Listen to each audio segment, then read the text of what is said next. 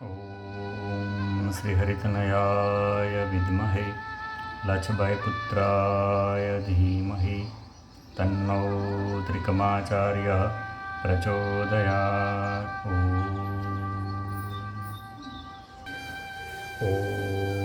त्र्यम्बकं यजामहे सुगन्धिं पुष्टिवर्धनम् उर्वारुकमिव बन्धनात् मृत्योर्मुक्षीयमामृतात्। ॐ भूर्भुवः स्वः तत्सवितुर्वरेण्यं भर्गो देवस्य धीमहि धियो यो नः प्रचोदयात्। ॐ भूर्भुवः स्वः ॐ तत्सवितुर्वरेण्यं भर्गो देवस्य धीमहि धियो यो नः प्रचोदयात्। યજ્ઞોપવિત ગાયત્રીની મૂર્તિમાન પ્રતિમા। યજ્ઞોપવિતને બ્રહ્મસૂત્ર પણ કહે છે। સૂત્ર દોરાને પણ કહેવામાં આવે છે અને જેનો અર્થ ઘણો જ વિસ્તૃત થાય છે એવી સંક્ષિપ્ત વાક્ય રચનાને પણ સૂત્ર કહે છે। વ્યાકરણ, દર્શન, ધર્મ, કર્મકાંડ આદિના અનેક ગ્રંથો એવા છે જેમાં તેમના ગ્રંથકર્તાઓએ પોતાના મંતવ્યોને બહુ જ સંક્ષિપ્ત વાક્યોમાં સમાવ્યા છે। એ સૂત્રો પર લાંબી લાંબી વૃત્તિઓ, નોંધ તથા ટીકાઓ થઈ છે। એ બધા દ્વારા એ સૂત્રમાં છુપાયેલા અર્થોનું સ્પષ્ટીકરણ થાય છે। બ્રહ્મસૂત્રમાં જો કે અક્ષરો નથી તો પણ સંકેતોથી તેમાં ઘણું બધું બતાવવામાં આવ્યું છે। મૂર્તિઓ, ચિત્રો, ચિહ્નો વગેરેને આધારે અત્યંત મહત્ત્વપૂર્ણ જ્ઞાન પ્રાપ્ત થાય છે। જો કે એ બધામાં અક્ષરો હોતા નથી તો પણ તે ઘણું પ્રગટ કરવા સમર્થ છે। ઇશારો કરવાથી એક માણસ પોતાના મનોભાવ બીજા આગળ રજૂ કરી શકે છે, ભલે એ ઇશારામાં કોઈ શબ્દો યા લિપિનો પ્રયોગ કરવામાં આવતો ન હોય। યજ્ઞોપવિતના બ્રહ્મસૂત્રો જો કે વાણી અને લિપિથી રહિત છે તો પણ એમાં અનેક વિશદ આશયો અને આદર્શો ભરેલા છે। ગાયત્રીને ગુરુમંત્ર કહેવામાં આવે છે। યજ્ઞોપવિત ધારણ કરતી વખતે જ વેદ આરંભ કરાવવામાં આવે છે તે ગાયત્રીથી કરાવવામાં આવે છે। પ્રત્યેક દ્વિજે ગાયત્રી જાણવી અનિવાર્ય છે। તેવી જ રીતે ઉપવિત ધારણ કરવું એ પણ અનિવાર્ય છે। આ ગાયત્રી યજ્ઞોપવિતનું જોડું લક્ષ્મીનારાયણ, સિયારામ, રાધેશ્યામ, પ્રકૃતિ બ્રહ્મ, ગૌરીશંકર અને નરમાદાના જોડા જેવું છે। જેમ સ્ત્રી પુરુષની સંમિલિત અવસ્થાનું નામ જ ગૃહસ્થી છે, તેવી જ રીતે ગાયત્રી ઉપવિતનું મિલન દ્વિજત્વ છે। ઉપવિત સૂત્ર તો ગાયત્રી એની વ્યાખ્યા છે, એ બંનેનો આત્મા એક સાથે જોડાયેલો છે। યજ્ઞોપવિતમાં 3 તાર છે, ગાયત્રીમાં 3 ચરણ છે। તત્સવિતુર્વરેણ્યમ પ્રથમ ચરણ, ભર્ગો દેવસ્ય ધીમહિ બીજું ચરણ અને ધિયો યો નઃ પ્રચોદયાત ત્રીજું ચરણ છે। 3 તારનું શું તાત્પર્ય છે, એમાં શું આશય સમાયેલો છે, એ વાત સમજવી હોય તો ગાયત્રીના આ 3 ચરણોને સારી રીતે જાણી લેવા જોઈએ।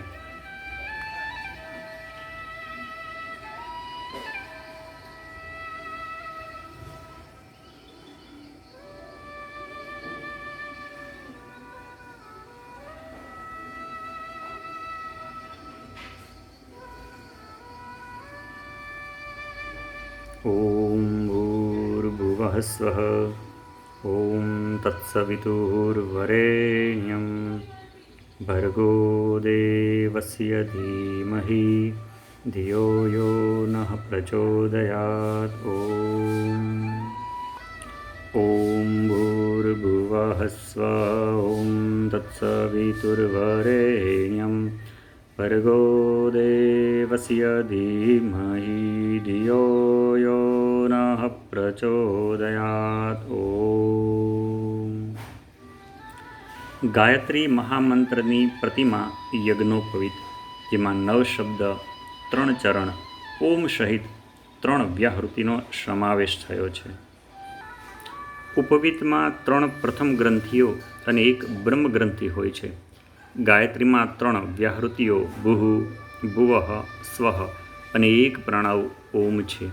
ગાયત્રીના આરંભમાં ઓમકાર અને ભુઃ, ભુવઃ, સ્વઃનું જે તાત્પર્ય છે તેનો જ યજ્ઞોપવિતની 3 ગ્રંથિઓ સંકેત કરે છે.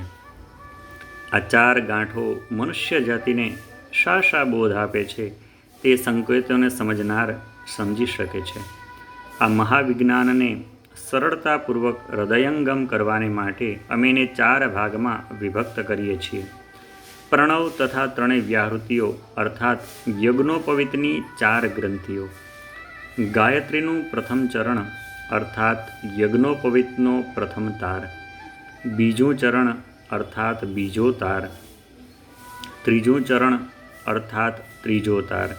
હવે આપણે એના પર વિગતવાર વિચાર કરીએ. પ્રણવ, ઓમનો સંદેશ આ છે. પરમાત્મા સર્વત્ર સમસ્ત પ્રાણીઓમાં સમાયેલા છે. તેથી લોક સેવાને માટે નિષ્કામ ભાવથી કર્મ કરવું જોઈએ તથા આપણા મનને સ્થિર તથા શાંત રાખવું જોઈએ. ભુઃનું તત્વજ્ઞાન એવું છે કે શરીર અસ્થાયી ઓજાર સમાન છે.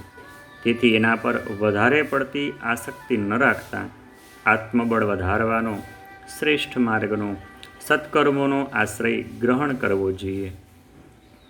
ભુવઃનું તાત્પર્ય છે પાપોની વિરુદ્ધ રહેનારો મનુષ્ય દેવત્વને પ્રાપ્ત કરે છે. જે પવિત્ર આદર્શો અને સાધનોને અપનાવે છે તે જ બુદ્ધિમાન છે. સ્વઃનો પ્રતિધ્વનિ આવો છે. વિવેક દ્વારા શુદ્ધ બુદ્ધિથી સત્યને જાણવા તેમજ સંશય અને ત્યાગની નીતિનું આચરણ કરવા માટે પોતાને તથા બીજાઓને પ્રેરણા આપવી. યજ્ઞોપવિતધારીની નીતિ આમ ચતુર્મુખી હોય છે. એ સર્વનો સારાંશ એ કે યોગ્ય માર્ગે પોતાની શક્તિઓને વધારે અને અંતઃકરણને ઉદાર રાખી પોતાની શક્તિનો મોટો ભાગ લોકહિતમાં વાપરે. આવી કલ્યાણકારી નીતિથી ચાલનારો માણસ વ્યષ્ટિના રૂપમાં અને સમષ્ટિના રૂપમાં સુખ અને શાંતિ પ્રાપ્ત કરે છે. યજ્ઞોપવિત ગાયત્રીની મૂર્તિમાન પ્રતિમા છે. એનો જે સંદેશ મનુષ્ય જાતિને માટે છે એના વગર બીજો કોઈ માર્ગ એવો નથી જેનાથી વૈયક્તિક અને સામાજિક સુખ શાંતિ સ્થિર રહી શકે. સ્વર્ગ એક કલ્પવૃક્ષ છે જેની નીચે બેસીને જે વસ્તુની કામના કરવામાં આવે તે તરત જ ઉપસ્થિત થઈ જાય છે. જે કોઈ ઈચ્છા કરવામાં આવે તે તરત પૂર્ણ થઈ જાય છે. તે કલ્પવૃક્ષ જેની પાસે હોય તે કેટલો સુખી અને સંતુષ્ટ હશે એની કલ્પના સહેજે કરી શકાય છે. પૃથ્વી પર એવું કલ્પવૃક્ષ છે જેમાં દેવલોકના કલ્પવૃક્ષના જેવી જ સંભાવનાઓ છુપાયેલી છે. એનું નામ છે ગાયત્રી. ગાયત્રી મંત્રને સ્થૂળ નજરે જોવામાં આવે તો તે 24 અક્ષરો અને 9 પદોની એક શબ્દ શૃંખલા માત્ર છે. પરંતુ ગંભીરતાપૂર્વક એનું અવલોકન કરવામાં આવે તો એના પ્રત્યેક પદ અને અક્ષરમાં એવા તત્વોનું રહસ્ય છુપાયેલું માલુમ પડશે કે જેનાથી કલ્પવૃક્ષની જેમ આપણી બધી ઈચ્છાઓ પૂર્ણ થઈ શકે છે. આ પ્રકરણમાં ગાયત્રી કલ્પવૃક્ષનું ચિત્ર આપવામાં આવ્યું છે. એમાં બતાવ્યું છે કે ઓમ ઈશ્વર તરફની આસક્તિતા જ ભારતીય ધર્મનું મૂળ છે. એમાંથી આગળ જતાં એના 3 ભાગ થાય છે.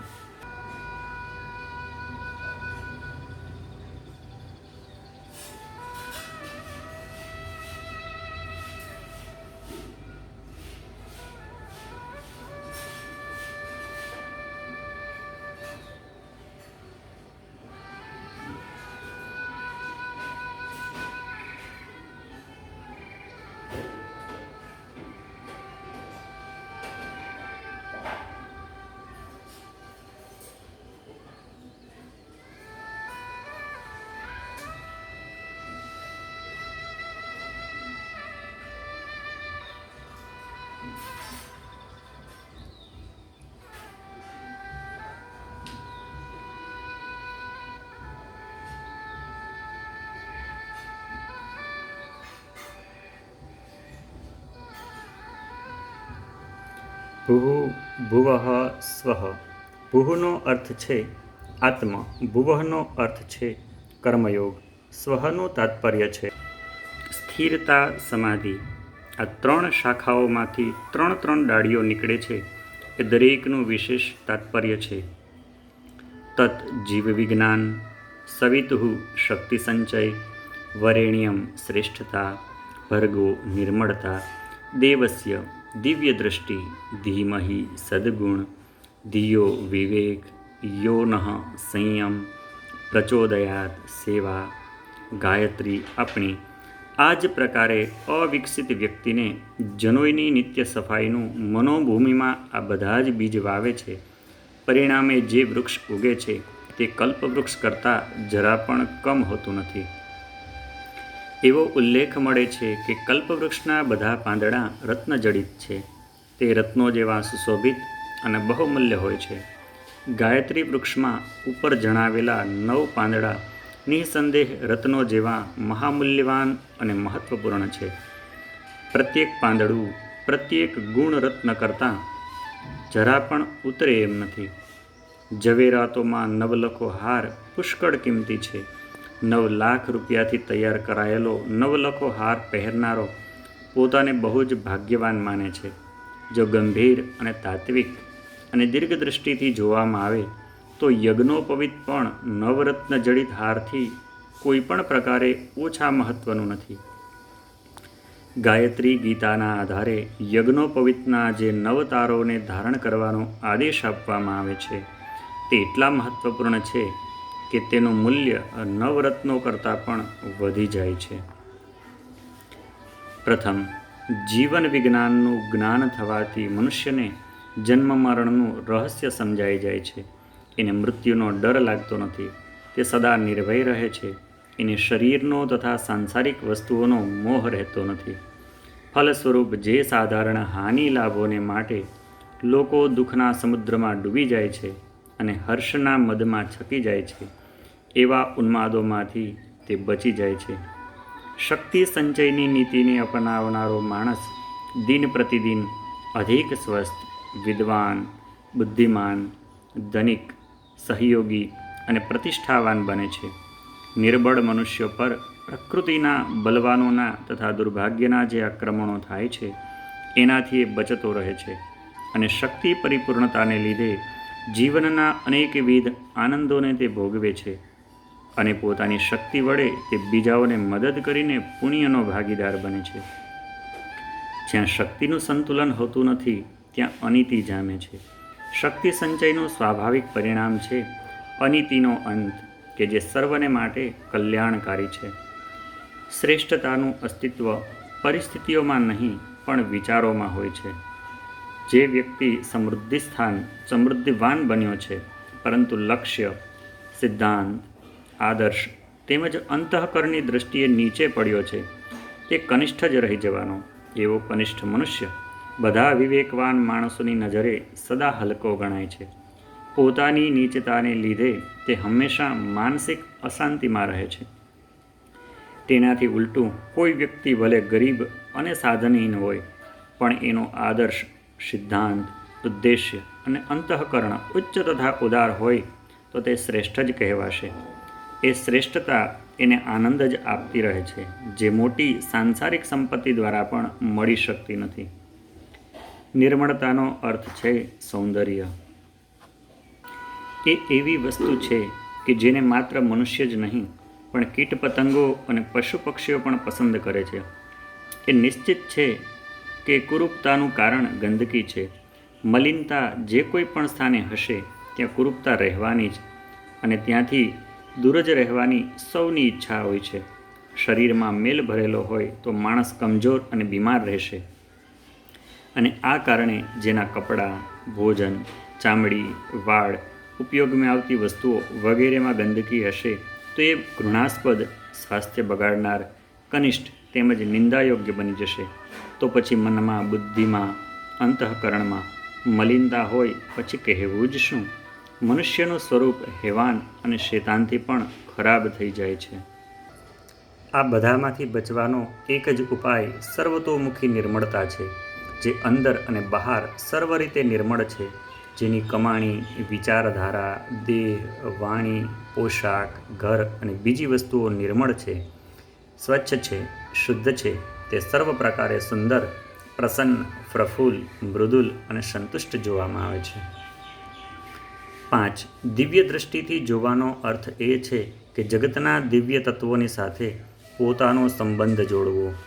પ્રત્યેક પદાર્થ પોતાના સજાતીય પદાર્થને પોતાના તરફ ખેંચે છે અને પોતે તેમના તરફ ખેંચાય છે. એનો દૃષ્ટિકોણ દુનિયાની ભલાઈઓને જોવાનો, સમજવાનો અને અપનાવવાનો છે. એ પોતાની ચારે બાજુ સારી જ વ્યક્તિઓને જુએ છે. લોકોના ઉપકારો, ભલમનસાઈ, સેવાભાવ, સહકાર અને સત્કાર્યો પર નજર કરતાં એવું જણાય છે કે લોકોમાં બુરાઈઓ કરતાં ભલાઈઓ જ વધારે પ્રમાણમાં છે અને દુનિયા આપણી સાથે અપકાર કરતાં ઉપકાર જ વધારે કરી રહી છે. આંખો પર જેવા રંગના ચશ્મા ચડાવવામાં આવે તેવા જ રંગની તે વસ્તુઓ દેખાય છે. જેમની દૃષ્ટિ દૂષિત હોય છે તેમને માટે દરેક પદાર્થ અને પ્રાણી દૂષિત, ખરાબ છે, પરંતુ જેની દૃષ્ટિ દિવ્ય છે તેને પ્રભુની આ પુનિત ફૂલવાડીમાં બધે જ આનંદ વરસતો દેખાય છે. સદ્ગુણ પોતામાં સારી ટેવો, યોગ્યતાઓ, વિશેષતાઓને ધારણ કરવી એનું નામ સદ્ગુણ છે. વિનય, નમ્રતા, શિષ્ટાચાર, મધુર ભાષણ, ઉદાર વ્યવહાર, સેવા સહકાર, ઈમાનદારી, પરિશ્રમશીલતા, નિયમિતતા, મિતવ્યતિતા, મર્યાદા, કર્તવ્યપરાયણતા, જાગૃતિ, પ્રસન્ન મુખમુદ્રા, ધૈર્ય, સાહસ, પરાક્રમ, પુરુષાર્થ, આશા, ઉત્સાહ એ બધા સદ્ગુણો છે. સંગીત, સાહિત્ય, કલા, શિલ્પ, વ્યાપાર, વક્તૃત્વ, વ્યવસાય, ઉદ્યોગ, શિક્ષણ વગેરેમાં યોગ્યતા હોવી એ સદ્ગુણ છે. આવા સદ્ગુણો જે ધરાવતો હોય તે આનંદમય જીવન ગુજારે છે એની કલ્પના સહજ થઈ શકે છે એમ છે. વિવેક એક પ્રકારનો આત્મિક પ્રકાશ છે જેના દ્વારા સત્ય અસત્યની, ઉચિત અનુચિતની, આવશ્યક અનાવશ્યકની પરીક્ષા થાય છે. જગતમાં અસંખ્ય પરસ્પર વિરોધી માન્યતાઓ, રીતરિવાજો, વિચારધારાઓ પ્રચલિત છે અને તે દરેકની પાછળ કંઈક તર્ક, આધાર, કંઈક દાખલાઓ તેમજ કેટલાક પુસ્તકો અને મહાપુરુષોના નામનો સંબંધ હોય છે. આવી દશામાં શું ગ્રાહ્ય છે અને શું અગ્રાહ્ય છે એનો નિર્ણય કરવાનું કામ મુશ્કેલ છે. આ સંબંધમાં દેશ, કાળ, પરિસ્થિતિ, ઉપયોગિતા, જનહિત આદિ વાતો ધ્યાનમાં રાખીને સદબુદ્ધિથી જે નિર્ણય કરવામાં આવે છે તે જ પ્રામાણિક અને ગ્રાહ્ય હોય છે. જેણે ઉચિત નિર્ણય કરી લીધો હોય તેણે સમજવું કે તેને સરળતાપૂર્વક સુખ શાંતિના લક્ષ્યને પહોંચવાનો માર્ગ મળી ગયો. જગતમાં મોટે ભાગે કલહ, ક્લેશ, પાપ અને દુઃખનું કારણ દુર્બુદ્ધિ, ભ્રમ તથા અજ્ઞાન હોય છે. વિવેકી માણસ એ બધી મૂંઝવણોમાંથી અનાયાસે જ બચી જાય છે. સંયમ જીવન શક્તિનું, વિચાર શક્તિનું, ભોગેચ્છાનું, શ્રમનું સંતુલન બરાબર રાખવું તે સંયમ છે. એને ઓછું નહીં થવા દેવું કે નષ્ટ, નિષ્ક્રિય પણ ન થવા દેવું, એને ખોટે માર્ગે વ્યય ન થવા દેવું એ સંયમનું તાત્પર્ય છે. માનવ શરીર આશ્ચર્યજનક શક્તિઓનું કેન્દ્ર છે. જો એ શક્તિઓનો અપવ્યય અટકાવીને ઉપયોગી દિશામાં વાપરવામાં આવે તો અનેક આશ્ચર્યજનક સફળતાઓ પ્રાપ્ત થઈને જીવનની પ્રત્યેક દિશામાં ઉન્નતિ થાય છે. સેવા સહાય, સહયોગ, પ્રેરણા, ઉન્નતિ અને સુવિધા તરફ કોઈને આગળ વધારવા તેની એ સર્વથી શ્રેષ્ઠ સેવા છે. આ દિશામાં આપણું શરીર અને મગજ આપણી સેવાનું સૌથી વધારે પાત્ર છે, કેમ કે તે સર્વથી આપણી વધારે નિકટ છે.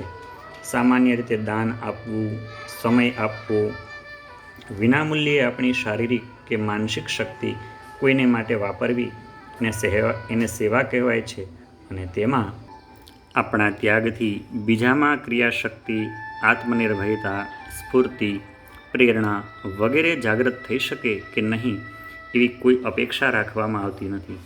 આ પ્રકારની સેવા બીજાને આળસ, પરાવલંબી અને ભાગ્યવાદી બનાવનારી હાનિકારક સેવા છે. આપણે તો એવા પ્રકારની સેવા કરવી જોઈએ જેથી બીજાઓમાં ઉત્સાહ વધે અને આત્મનિર્ભરતા તેમજ ક્રિયાશીલતાને સતેજ કરવામાં સહાયક થવાય. સેવા એ પોતાને તથા બીજાને ઉન્નત બનાવવાનું, જગતને વધારે સુંદર અને આનંદમય બનાવવાનું પુણ્ય કાર્ય છે. આ પ્રકારના સેવાભાવી પુણ્યાત્મા સાંસારિક દૃષ્ટિએ તથા આત્મદૃષ્ટિથી સુખી અને સંતુષ્ટ રહે છે. આ 9 ગુણો નિઃસંદેહ નવરત્ન છે. માણેક, મોતી, પરવાળું, પાનું, પોખરાજ, હીરો, નીલમ, ગોમેદ, લસણીઓ એ નવરત્ન છે. જેની પાસે એ રત્નો હોય તે સર્વ રીતે સુખી ગણાય છે. પરંતુ ભારતીય ધર્મશાસ્ત્ર કહે છે કે જેની પાસે યજ્ઞોપવિત અને ગાયત્રી મિશ્રિત ઉપરોક્ત આધ્યાત્મિક નવરત્નો છે તે આ ભૂતળ પરનો કુબેર છે. ભલેને તેની પાસે ધનદોલત, જર જમીન ન હોય, આ નવરત્ન મંડિત કલ્પવૃક્ષ જેની પાસે છે તે વિવેકયુક્ત યજ્ઞોપવિત ધારી સદા સુલોકની સમૃદ્ધિ ભોગવે છે. એને માટે આ ભૂલોક સ્વર્ગ છે. એ કલ્પવૃક્ષ આપણને 4 ફળ આપે છે: ધર્મ, અર્થ, કામ, મોક્ષ. એ 4 સમૃદ્ધિઓથી આપણને પરિપૂર્ણ કરી દે છે. ગાયત્રી અને બ્રહ્મની એકતા. ગાયત્રી કોઈ સ્વતંત્ર દેવી દેવતા નથી. એ તો પરબ્રહ્મ પરમાત્માનો ક્રિયાભાગ છે. બ્રહ્મ નિર્વિકાર છે, અચિંત્ય છે, બુદ્ધિથી પર છે, પરંતુ એની ક્રિયાશીલ ચેતના શક્તિરૂપ હોવાથી ઉપાસનીય છે અને એ ઉપાસનાનું ધારેલું ફળ પ્રાપ્ત થાય છે. ઈશ્વર ભક્તિ, ઈશ્વર ઉપાસના, બ્રહ્મ સાધના, આત્મ સાક્ષાત્કાર, બ્રહ્મ દર્શન, પ્રભુપરાયણતા આદિ પુરુષવાચી શબ્દોનું જે તાત્પર્ય અને ઉદ્દેશ છે તે ગાયત્રી સાધના, ગાયત્રી ઉપાસના એ સ્ત્રીવાચી શબ્દોનું મંતવ્ય છે. ગાયત્રી ઉપાસના વસ્તુતઃ ઈશ્વર ઉપાસનાનો એક અતિ ઉત્તમ, સરળ અને શીઘ્ર સફળ થનારો માર્ગ છે. આ માર્ગ પર ચાલનારી વ્યક્તિ એક સુરમ્ય ઉદ્યાનમાં થઈને જીવનના ચરમ લક્ષ્ય ઈશ્વર પ્રાપ્તિ સુધી પહોંચે છે. બ્રહ્મ અને ગાયત્રીમાં ફક્ત શબ્દોનું અંતર છે. તે બંને એક જ છે. એ એકતાના કેટલાક પ્રમાણો નીચે જુઓ. ગાયત્રી છંદસામહમ. શ્રીમદ ભગવદ્ ગીતા અધ્યાય 10 શ્લોક 35. છંદોમાં હું ગાયત્રી છંદ હું છું. ભૂર્ભુવઃ સ્વરિત ચવે ચતુર્વિંશાક્ષરાસ્તથા ગાયત્રી ચતુરો વેદા ઓંકારઃ સર્વમેવ તુ. યાજ્ઞવલ્ક્ય સ્મૃતિમાં અધ્યાય 10 મંડળ 4 શ્લોક 16. ભૂર્ભુવઃ સ્વઃ એ 3 વ્યાહૃતિઓ 24 અક્ષરોવાળી ગાયત્રી તથા 4 વેદો નિસંદેહ ઓમકાર બ્રહ્મ સ્વરૂપ છે. દેવસ્ય સવિતુર્યસ્ય ધિયો યો નઃ પ્રચોદયાત ભર્ગો વરેણ્યમ તદ્બ્રહ્મ ધીમહિત્યથ્ય ઉચ્યતે. વિશ્વામિત્ર ઋષિનું કથન છે એ તેજસ્વી બ્રહ્મનું અમે ધ્યાન કરીએ છીએ જે અમારી બુદ્ધિને સન્માર્ગમાં પ્રેરિત કરે. યથો વદામિ ગાયત્રી તત્વરૂપાં ત્રયીમયીં યથા પ્રકાશ્યતે બ્રહ્મ સચ્ચિદાનંદલક્ષણમ. ગાયત્રી ત્રિવેદમયી તત્વ સ્વરૂપિણી ગાયત્રીને હું કહું છું, જેનાથી સચ્ચિદાનંદ લક્ષણવાળું બ્રહ્મ પ્રકાશિત થાય, અર્થાત જ્ઞાન થાય છે. ગાયત્રી ઇદમ સર્વમ નૃસિંહ પૂર્વતાપનીયો. આ બધું જે કંઈ છે તે ગાયત્રી સ્વરૂપ છે. ગાયત્રી પરમાત્મા. ગાયત્રી તત્વવિતા જ્ઞાનમાં શ્લોક 8 આપેલો છે. ગાયત્રી જ પરમાત્મા છે. બ્રહ્મ ગાયત્રીથી બ્રહ્મ વૈ ગાયત્રી. શતપથ બ્રાહ્મણ અને ઐત્રેય બ્રાહ્મણમાં પણ આ બાબતનો ઉલ્લેખ છે. બ્રહ્મ ગાયત્રી છે, ગાયત્રી જ બ્રહ્મ છે. સપ્રભમ સત્યમાનંદમ હૃદયે મંડલે અપી ચ ધ્યાયમ જપે દાયિત્વ નિષ્કામો મુચ્યતે ચિરાત. વિશ્વામિત્ર, પ્રકાશ સહિત સત્યાનંદ સ્વરૂપ બ્રહ્મને હૃદયમાં અને સૂર્યમંડળમાં ધ્યાન કરીને કામના રહિત થઈને મનુષ્ય ગાયત્રી મંત્રને જો જપે તો વિના વિલંબે સંસારના આવાગમનમાંથી છૂટી જાય છે. ઓંકારસ્તત્પરમ બ્રહ્મ સાવિત્રસ્યા તદક્ષરમ કુર્મ પુરાણ. ઓંકાર પરબ્રહ્મ સ્વરૂપ છે. ગાયત્રી પણ અવિનાશી બ્રહ્મ છે. ગાયત્રી તું પરમ તત્વ ગાયત્રી પરમાગતિ. બૃહદ પારાશર સંહિતા અધ્યાય 5 શ્લોક 25. ગાયત્રી પરમ તત્વ છે. ગાયત્રી પરમ ગતિ છે. સર્વાત્મા હિ સા દેવી સર્વભૂતેષુ સંસ્થિતા. ગાયત્રી મોક્ષ હેતુર્વે મોક્ષસ્થાનમલક્ષણમ. ઋષિશૃંગ. ગાયત્રી દેવી સમસ્ત પ્રાણીઓમાં આત્મારૂપે વિદ્યમાન છે. ગાયત્રી મોક્ષનું મૂળ કારણ છે અને સારૂપ્ય મુક્તિનું સ્થાન છે. ગાયત્રેવ પરો વિષ્ણુ ગાયત્રેવ પરઃ શિવ ગાયત્રેવ પરો બ્રહ્મા ગાયત્રેવ ત્રય્યતઃ. બૃહદ સંધ્યા ભાષ્ય. ગાયત્રી જ બીજા વિષ્ણુ છે અને ગાયત્રી જ બીજા શંકર પણ છે. બ્રહ્માજી પણ ગાયત્રીમાં પરાયણ છે, કેમ કે ગાયત્રી ત્રણેય દેવોનું સ્વરૂપ છે. ગાયત્રી પરદેવતેતિ ગદિતા બ્રહ્મો વિચિદરૂપિણી. ગાયત્રી પુરશ્ચરણ. ગાયત્રી પરમ દેવતા અને ચિત્તરૂપી બ્રહ્મ છે એમ કહેવાયું છે. ગાયત્રી વા ઇદમ સર્વભૂતમ યદિદમ કિંચ. આ વિશ્વમાં જે કંઈ પણ છે તે સમસ્ત ગાયત્રીમય છે એવું છાંદોગ્ય ઉપનિષદનું વચન છે. ન ભિન્નમ પ્રતિદ્યતે ગાયત્રી બ્રહ્મણા સહ સો અહમ અસ્મિત્યુપાસિતમ ત્રિધિનાયેન કેનચિત. મહર્ષિ વેદવ્યાસનું વચન છે. ગાયત્રી અને બ્રહ્મમાં ભિન્નતા નથી, તેથી કોઈ પણ પ્રકારે ગાયત્રીની ઉપાસના કરવી. ગાયત્રી પ્રત્યક બ્રહ્મેકય બોધિકા. શંકર ભાષ્ય. ગાયત્રી પ્રત્યક્ષ અદ્વૈત બ્રહ્મની બોધક છે. પરબ્રહ્મ સ્વરૂપા ચ નિર્વાણ પદદાયિની. બ્રહ્મ તેજોમયી શક્તિ તદુધિષ્ઠૃત દેવતા. દેવી ભાગવત સ્કંદ 9. ગાયત્રી મોક્ષ આપવાવાળી પરમાત્મા સ્વરૂપ અને બ્રહ્મ તેજથી યુક્ત શક્તિ અને મંત્રોની અધિષ્ઠાત્રી છે. ગાયત્રાખ્યમ બ્રહ્મ ગાયત્ર્યાનુગતમ ગાયત્રી મુખનોક્તમ. છાંદોગ્ય ઉપનિષદ. ગાયત્રી સ્વરૂપ અને ગાયત્રીથી પ્રકાશિત થવાવાળું બ્રહ્મ ગાયત્રી નામથી વર્ણિત છે. પર્ણવ્યાહૃતિભ્યામ ચ ગાયત્રાતિનયેન ચ. ઉપાસ્યામ પરમ બ્રહ્મા આત્મા યત્ર પ્રતિષ્ઠિતઃ. તારાનાથ. પ્રણવ, વ્યાહૃતિ અને ગાયત્રી એ ત્રણેયથી પરબ્રહ્મની ઉપાસના કરવી જોઈએ. તે બ્રહ્મમાં આત્મામાં સ્થિત છે. તેવા એતે પંચબ્રહ્મા પુરુષાઃ સ્વર્ગસ્ય લોકસ્ય દ્વારપાલસ્ય. એતાનેવં પંચબ્રહ્મ પુરુષાન સ્વર્ગસ્ય લોકસ્ય દ્વારપાલસ્ય વેદાસ્ય કુલે વિરોજાયતે પ્રતિપદ્યતે સ્વર્ગલોકમ. છાંદોગ્યોપનિષદ. હૃદય ચૈતન્ય જ્યોતિ ગાયત્રી સ્વરૂપ બ્રહ્મની પ્રાપ્તિના સ્થાન પ્રાણ, વ્યાન, અપાન, સમાન, ઉદાન એ પંચ દ્વારપાલો છે. તેથી એમને વશ કરવા, જેથી હૃદયમાં રહેલા ગાયત્રી સ્વરૂપની પ્રાપ્તિ થાય. ઉપાસના કરનારો સ્વર્ગલોકને પ્રાપ્ત કરે છે. એના કુળમાં વીરપુત્રો કે શિષ્યો ઉત્પન્ન થાય છે. પરમાત્મા નિર્ગુણ છે અને તારે જ આશ્રય રહે છે. તું જ તેની સામગ્રી અને ભોગદા છે. શક્તિશ્ચ શક્તિમ અરુદ્રરૂપાદ વ્યતિરેકમ ન વાંચિત તાદાન્યન્મનોર નિત્યમ વનહિદમ હિક્યોરિવ. શક્તિ દર્શન. શક્તિ શક્તિમાનથી જુદી નથી રહેતી. એ બંનેનો નિત્ય સંબંધ છે. જેમ અગ્નિ અને તેની દાહક શક્તિનો નિત્ય પરસ્પર સંબંધ છે, તેવી જ રીતે શક્તિ અને શક્તિમાનનો સંબંધ છે. સદેકત્વમ ન ભેદોસ્તિ સર્વદેવ મમાસ્ય ચ. યોસો સોમ અહમ યાસો ભેદોસ્તિ મતિ વિભ્રમાત. દેવી ભાગવત.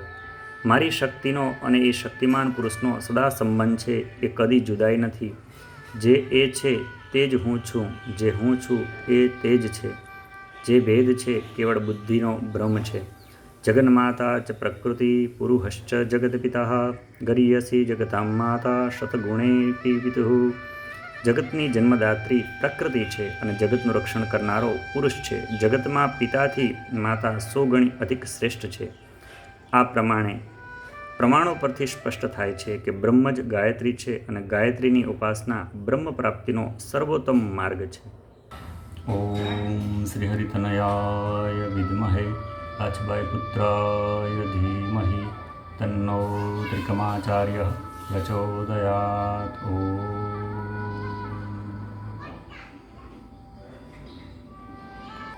ॐ भूर्भुवः स्वः ॐ तत्सवितुर्वरेण्यं भर्गो देवस्य धीमहि धियो यो नः प्रचोदयात्। ॐ